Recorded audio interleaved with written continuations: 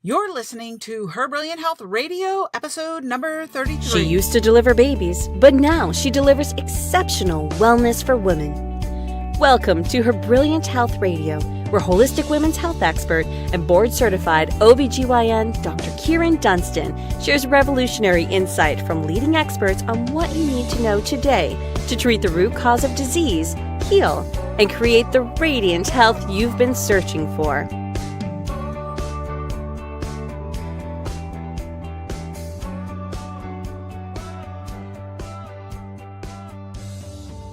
Hey everybody, it's Dr. Kyrin here for another episode of Her Brilliant Health Radio. Thank you so much for joining me today. Today I have a special guest who's going to talk with us about betrayal, how to heal from it, how it affects your health. We're going to get nitty-gritty into betrayal.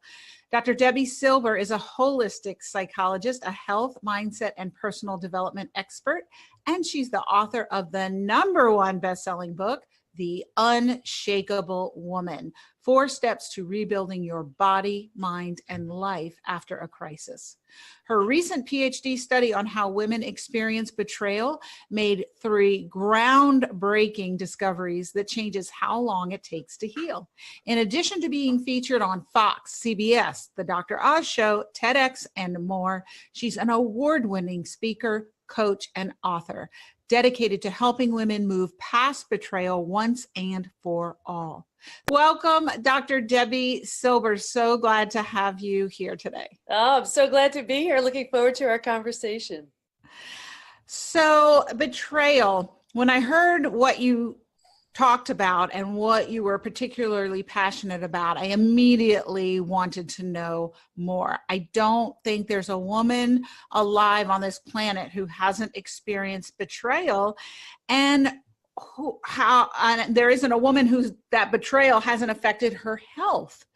So it's a universal experience that up until now, I really hadn't met someone who was an expert in. Maybe they had written about it and it was a part of what they taught about. But I love that you focused in on that. And I know that you did that for a reason. So how did you come to be interested in betrayal? Yeah, it's a great question. You don't study something like betrayal unless you have to. and let's just back up and I'll get into my whole story. The way I define betrayal is it's the breaking of a spoken or unspoken rule. And the more we depended on someone, the more we trusted that person, the bigger the betrayal. So let's say, a child who's completely dependent on their parent, they do something awful. That's going to have a bigger impact than, let's say, your coworker taking credit for your idea. Still a betrayal. But betrayal has many faces. I mean, it could be, think about it. The one we go to right off the bat, we think infidelity. I mean, huge, right? So that's the breaking of a spoken or unspoken rule. But we can also feel, if you're religious, you could feel, well, if I worship, then I'll be kept safe. And then something happens. You could feel betrayed by God. You could have, let's say, your best friend, where the rule is your secret is safe with me. And then you see it there on Facebook. Breaking of a rule. So there are so many faces. In my case, first it was a family betrayal that was just devastating. And you know how the universe works. You don't quite get the lesson you were supposed to learn, so you get another opportunity. Well, that was in the form of my husband. And that catapulted me right into a PhD program in transpersonal psychology. And that's the psychology of transformation and human potential. I was transforming. I didn't understand it, but I needed to understand how the mind works, why we do what we do, and how I could heal. So while I was there, I did a study. And I did a study on how women experience betrayal. Again, it was completely self-centered. I wanted to know how to heal, and I wanted to understand how women could move through this a little more easier or more gracefully. And I remember going into this study saying, my gosh, how we have the stages of grief. If there could be stages of healing with something as devastating as betrayal, what comfort would that bring? And we actually made 3 discoveries. And one of them was that you could stay stuck for years, decades, a lifetime. But if you're going to fully heal and transform, you're going to go through 5 stages. And now we know physically, mentally, and emotionally what happens at every stage. And we know what it takes to move from one stage to the next. So Well, think let's about get into that. Yeah, sure. I mean, and just think about that. So it's like I have people in my program now and they say, oh my gosh, Debbie, this would have saved me 20 years because we don't know what we don't know. So if you don't even know you can heal from something, you're just sort of waiting for time to help it. Or so Right. often we wait for a new relationship. But I'll tell you, when it comes to betrayal, time does, I mean, it makes it a little bit easier, maybe. A new relationship, a little easier, maybe. But what heals betrayal? Healing betrayal heals betrayal. Right. So that's been proven now, and we know it will follow us like a shadow until we face it. So let's get to the 5 stages, and then I'll talk about some of the symptoms too that are classic to betrayal. So the first is like if you can imagine, like a setup stage. And by no means is this a judgment or a blame. I mean, this is what I saw with every single woman, me included. If you picture 4 legs of a table, the 4 legs being physical, mental, emotional, and spiritual, what I saw with everybody was a real heavy lean on the physical and the mental, and neglecting the emotional and the spiritual. So we're really good at thinking and doing, and not as good at feeling and being. And also, picture a table. If we only strengthen 2 legs of that table, well, it's really easy for that table to topple over. And that's exactly what happens with us. Also, if we're only concentrating on the physical and the mental and not paying much attention to the emotional and the spiritual, we also shut down our intuition. That's our gift. So if we shut down our intuition, I mean, every woman in the study too, she was like, I kind of felt like something wasn't right. Something seemed off, but I was too busy or whatever. Anyway, so that's stage 1. Stage 2, we're blindsided, absolutely blindsided. Here's the breakdown of the body, the mind, and the worldview. First think about it. You're never betrayed by someone you don't know. It's always by someone you're close to. So we're blindsided is the word that comes to mind for everybody. And there's the breakdown of the body. So here, now you've ignited the stress response. You are headed for just about every stress-related symptom, illness, condition, disease. Your mind, you're in a complete state of mental chaos. You cannot make sense out of what happened. There's confusion, there's overwhelm, there's brain fog, we just can't make sense out of this. And there's a breakdown of the worldview. This is your mental model. How you view the world. You're safe, you're not. This is the way the world works. This is how we go about our day. And now, in a moment, your mental model is completely shattered. And a new worldview has not been formed. So think about it. Here's where the bottom truly drops out on you. It's the scariest stage. And I remember a woman in a study saying, Deb, it's like this.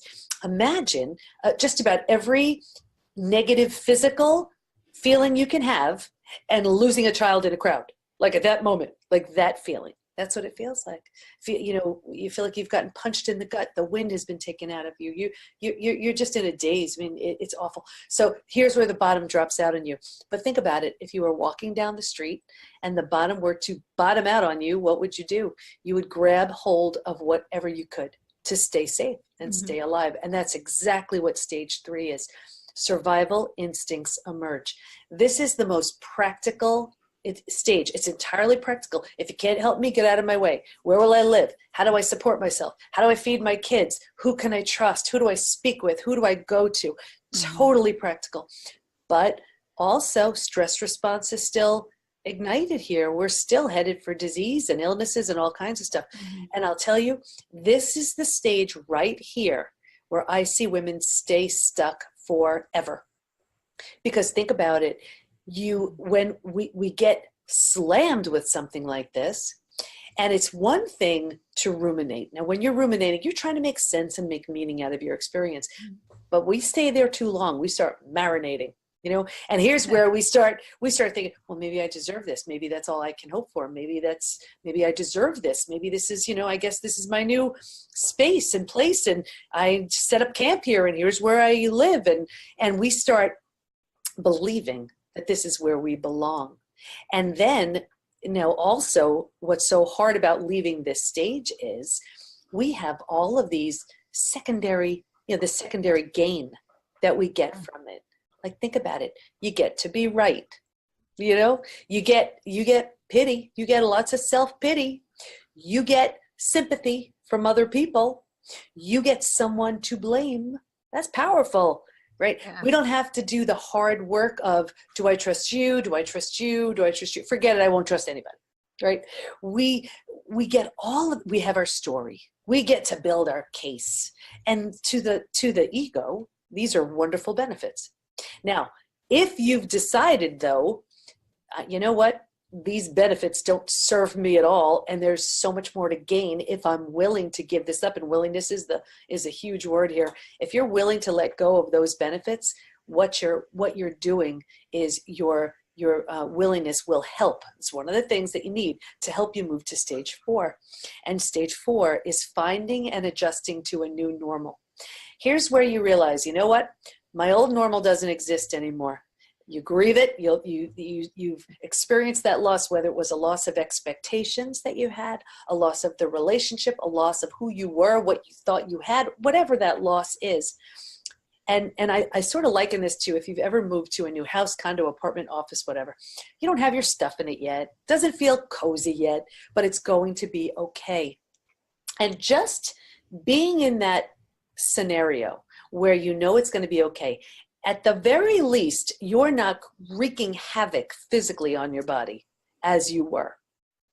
Those stress-related, all those symptoms, illnesses, conditions, disease, you're sort of telling the body, you know what, I'm not good, but we don't need to be in this state of complete survival. So once you're in that stage 4 and you're sort of making it your own, you're like, okay, you know what, I'm going to make this work. And the old me, the old relationship, all of it doesn't exist, but I'm going to be okay here. You slowly move into the 5th most beautiful stage. And this is healing, rebirth, and a new worldview.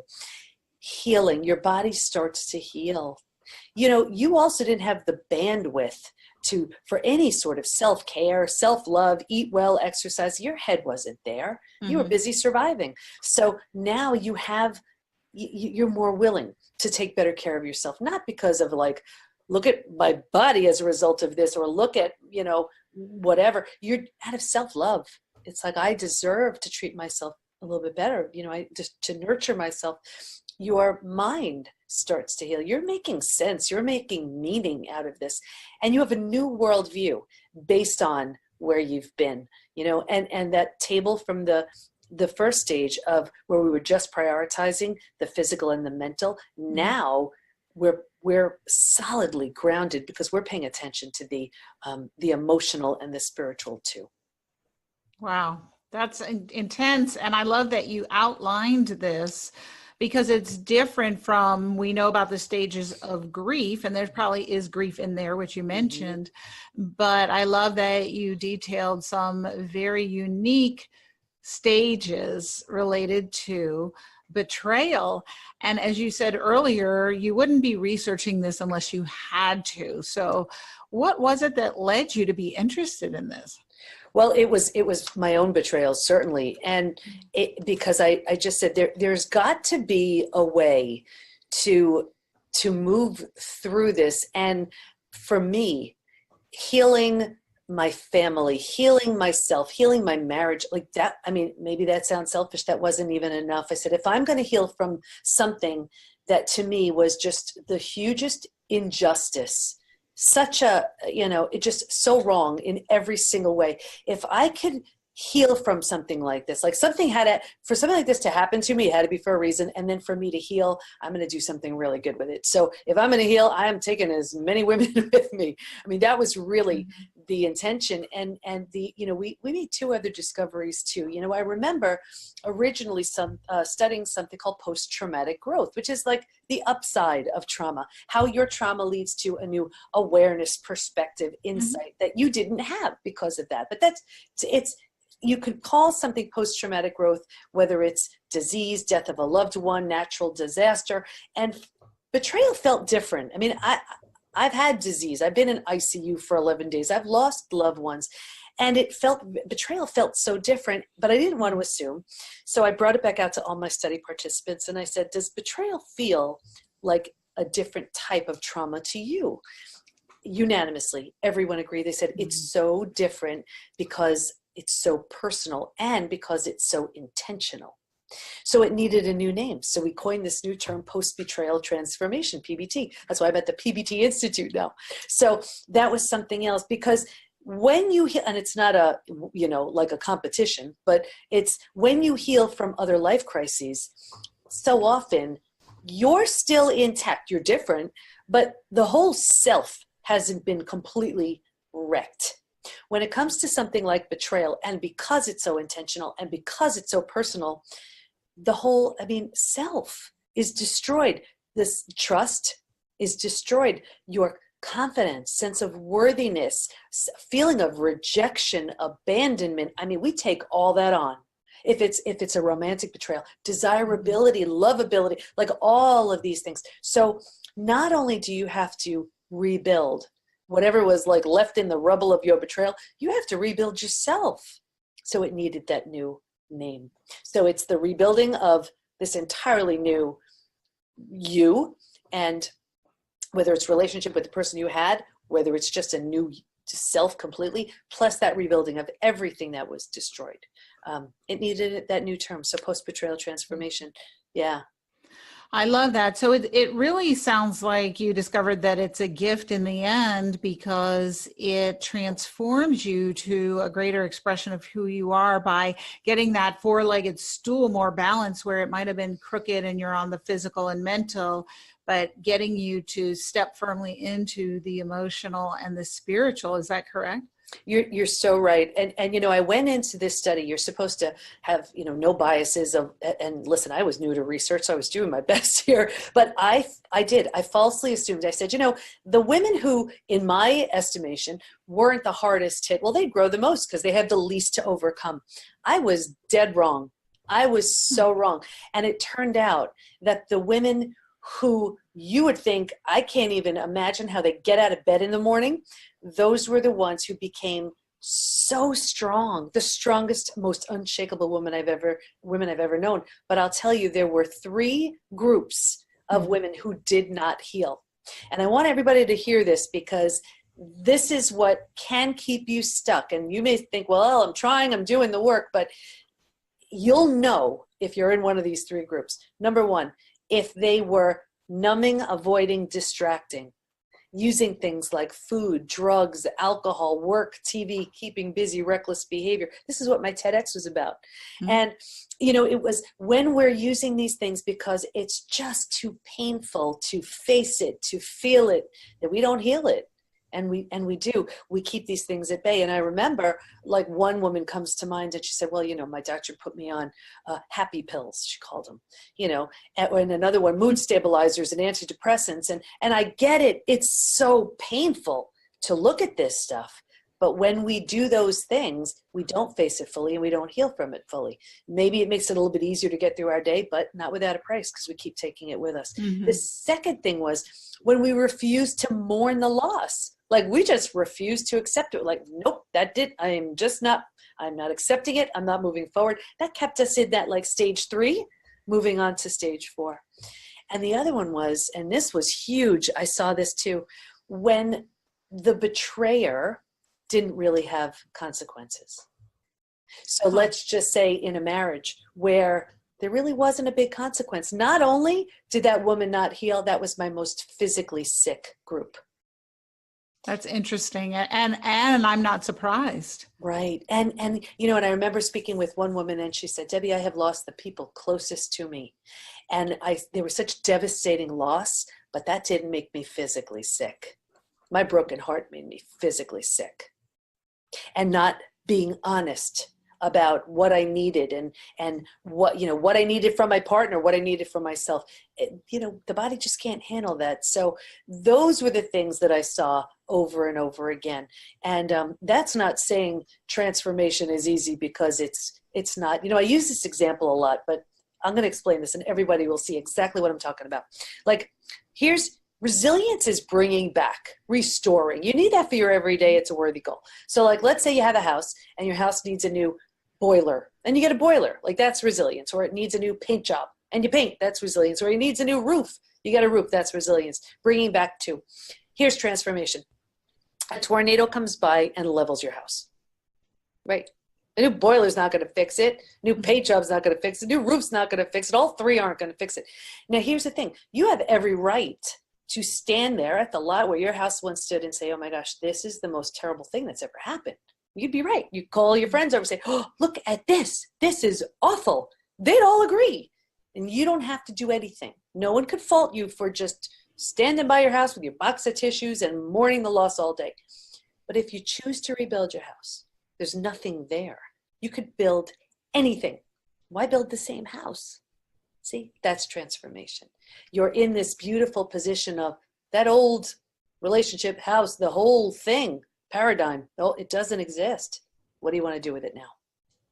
Right. And I love that. And that's one of the things I help people understand when I work with them on their physical health, is that the mental, emotional, spiritual is a part of that. And then you almost cannot be the same person and heal the illness that you're trying to heal. You have to become someone different and transform your entire being from the inside out, which includes those 4 pillars of the stool that you talked about and what you're talking about. So I'm really hearing more and more that you're saying that it is a gift, because it does provide you with this transformation.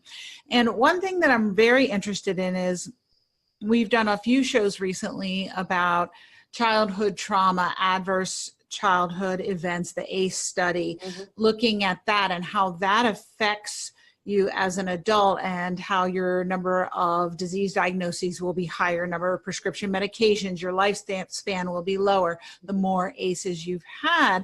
But I'm wondering, how does adult betrayal tie in with childhood betrayal? Because childhood abuse is essentially a betrayal. Is there a relationship between the two? Oh, absolutely. And, in the beginning, at first I thought, well, let me rule out anybody who's had any childhood betrayal. It was like virtually impossible. Yeah. So what I did was I studied the women that I accepted into the study had to have a betrayal, whether they had a childhood betrayal or not. They had to have experienced a betrayal in adulthood. So I studied the betrayal from adulthood. But to get to what you're saying, absolutely it has an impact, because it's so familiar.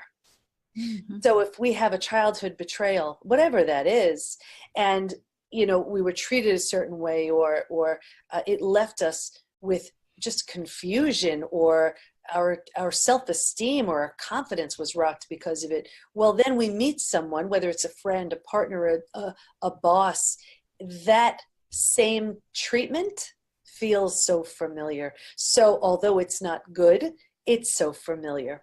So it's and this is the thing, and what I found repeatedly was, and this was the case with me too, when something presents itself, and we may grow up with it, so it does seem normal, but let's say we were supposed to heal from it, the lessons get louder and louder until we say, oh my gosh, I will never stand for that again, or put up with that again, and how did I allow myself to be treated that way?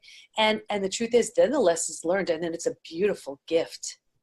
With that, I talk about death and rebirth, and it sounds morbid, but it's really not. It truly is the death of the old. Like I can assure you, when I came out of my when I just felt so compelled to enter this PhD program, I felt it. I was like, the old me I'm shedding this old, because it had been about 4 kids, 6 dogs, a husband, a home, a business. It's like, it was always about everybody else.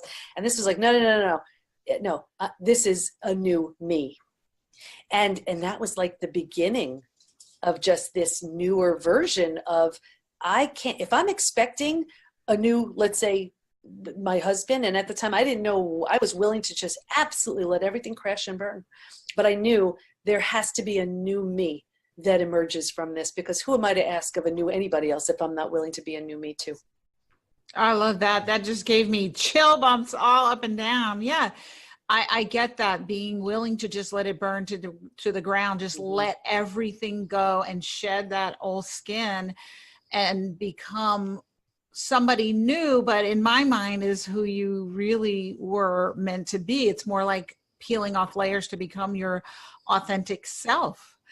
So I love that. And I certainly have gone through a type of rebirth myself.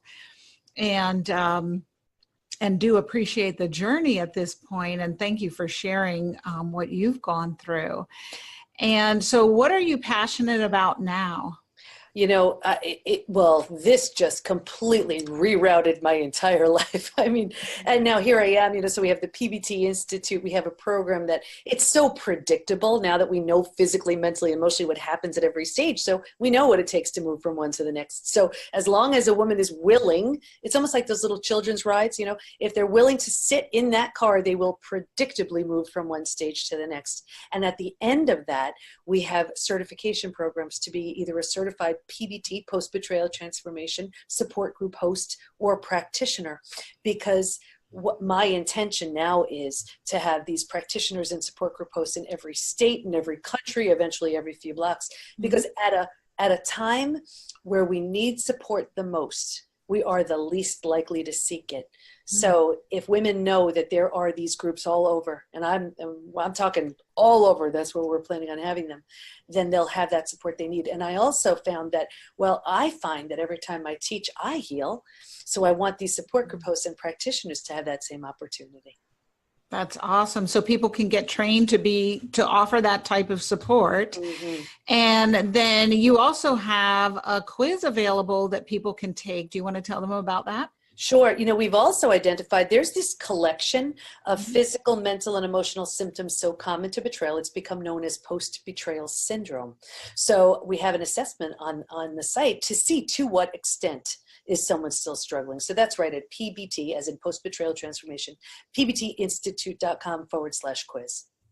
I love that. And you've shared a lot of information about what the stages are going through post-betrayal syndrome. What would be the top 3 take action steps that you would leave everybody with who maybe they're listening and they're realizing that they're stuck in one of these steps? They're in the post-betrayal syndrome. What would be the 3 take action steps for them? Yeah, the first thing I would say is, take the quiz, because it'll show you where you're struggling.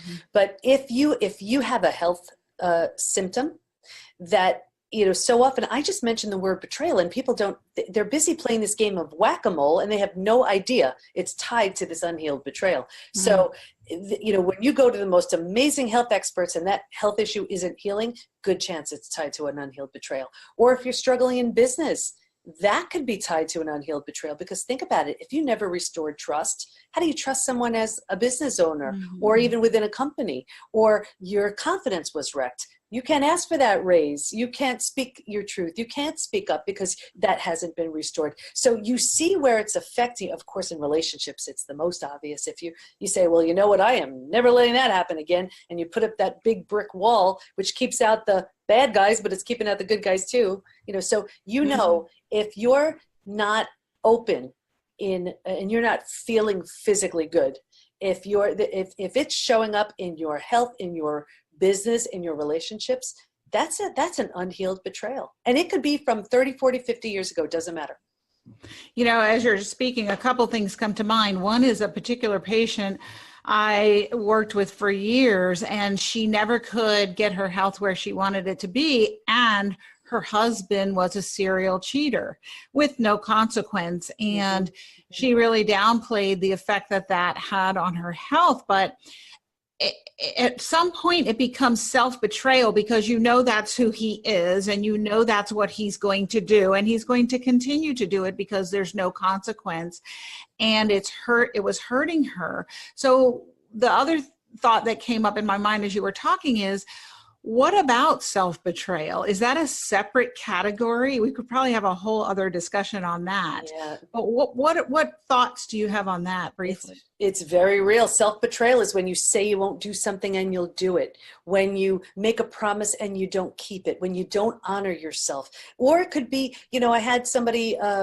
recently I was speaking with, and she said, Debbie, I'm eating well, I'm exercising, I'm juicing, and I got breast cancer. My body betrayed me. So self-betrayal could be, you can interpret it as a disease, or just simply when you don't honor your own, what's in your best interest. But absolutely, you're betraying yourself when you know it is not in your highest and best interest to accept a level of treatment that you don't, that, you know, where it's just not right. It just, you wouldn't ask that of anybody else. But meanwhile, look what you're accepting. That's self-betrayal. Right. Yeah. So great 3 take action steps. I love those. And the name of the podcast is Her Brilliant Health Radio. And I'd love it if you could share with everyone how you would define her brilliant health. Her brilliant health is just being authentic and just honoring your truth. And if something isn't right, find out why. There is just such a brilliant version of you that's waiting just to be healed and unleashed. Yes, I love that. Thank you so much, Dr. Debi Silber. And The Unshakable Woman is available on Amazon, correct? Yep, right on Amazon. Her best-selling book, and her TEDx talks are also available online. And her quiz, we'll have the link in the show notes. We'll have the link to her website as well. Thank you so much for your journey and for your expertise and the work that you're doing with women. Thank you so much. Thank you. Thank you for joining me for this episode of Her Brilliant Health Radio. Hopefully you're inspired to take action on some new information you received today. A step towards the bountiful, blissful, beautiful vitality that you deserve. If you have health topics and questions you'd like addressed, please message me on my Facebook page or visit KyrinDunstonMD.com and let me know. I'd love to help. Remember to share this podcast on social media and send it to your friends and family who could benefit from it too. If you love the show, please go right now to iTunes, write a review, and make sure to subscribe to the podcast so you'll be the first to know when future episodes are available. Thank you again for joining me, and remember, achieving optimal health isn't magic, it's science.